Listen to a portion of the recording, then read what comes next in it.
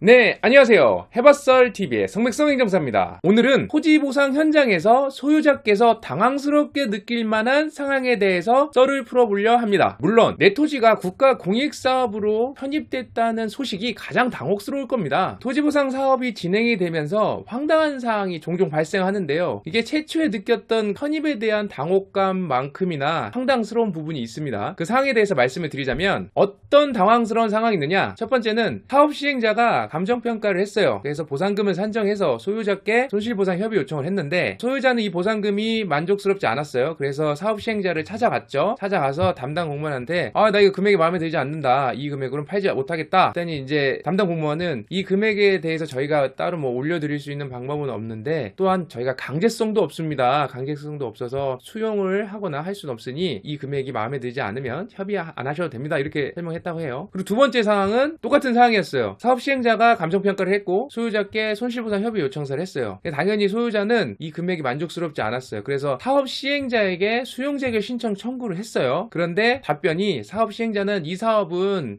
수용재결을 진행할 수 없습니다 라고 답변이 왔다고 해요. 그리고 세 번째는 똑같이 보상금을 산정을 해서 소유자 협의 요청을 했는데 이 소유자는 잔여지에 대한 부분이 마음에 들지 않는다. 그러니까 잔여지를 같이 사가라. 그러지 않으면 이 편입지도 나는 넘겨줄 수 없다 라고 주장을 했어요. 근데 사업 시행자는 이 잔여지를 필요가 없다. 저희는 이 잔여지에 대해서는 사가지 않겠습니다 했어요. 그런데 이 또한 소유자가 잔여지 수용 청구를 했는데 일단은 이것 또한 잔여지 수용 청구를 할 수 없다. 이렇게 된 거예요. 우리가 알고 있는 상식선에 좀 황당스럽죠. 근데 왜 이런 일이 발생하느냐? 이게 사업 인정 고시 이전에 협의 취득을 위한 상황이라서 그런 거예요.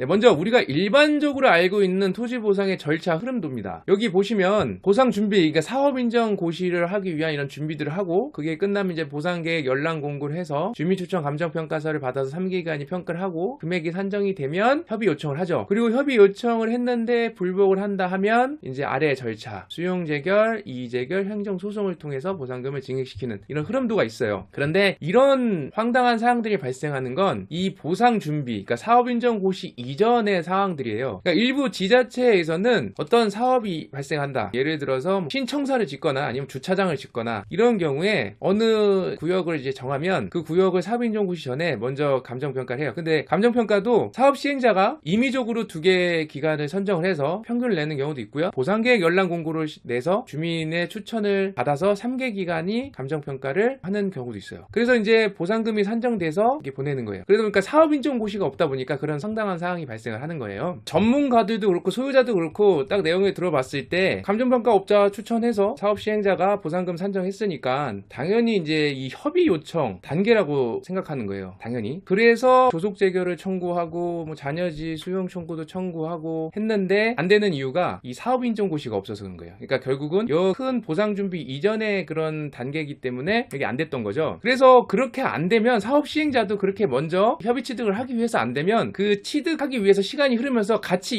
이 사업 인정 고시 준비를 해요. 협의 안 될 걸 알거든요, 전부 다. 그래서 먼저 협의를 하기 위해서 이게 약간 공론화시키고 소유자분들도 이제 이런 사항이다라는 걸 알게 하고 거기에 맞춰서 사업 인정 고시 준비를 하는 거죠. 그럼 결국은 그 뒤로는 똑같이 이제 진행이 됩니다. 사업 인정 고시 하고 또 보상 계획 연락 공고. 근데 어차피 이거 하면서 시간이 거의 1년 정도 흐르니까 사업 시행자도 기간을 감안해서 이 보상 계획 연락 공고하고 협의 요청하는 겁니다. 여기서 중요한 게 뭐냐면 사업 인정 고시가 없으면 조속 재결을 청구할 수 없다는 거, 강제성도 없다는 거. 그러니까 사업 인정 고시의 효력은 뭐냐? 첫 번째는 사업 시행자가 수용권을 가질 수 있는 거고, 두 번째는 수용 대상 토지가 확정이 돼요. 이제 거기에 세목주소에 나와 있는 토지만 이제 수용을 할 수 있는 거고, 관계인들, 영농 보상이 아니면 근저당 설정, 뭐 영업 보상 이런 관계인들이 한정이 되는 거고, 그다음에 네 번째는 토지 등의 보존 의무가 있으니까 사업 인정 고시 이후에 뭐 개발하기나 이런 거를 또 할 수는 없어요. 그래서 토지 등의 보존 의무가 발생이 되는 거고, 그 다음에 이제 조사권, 이제 감정평가사들이 들어가서 현장에서 감정평가할 수 있는 조사권이 이제 생기는 거죠.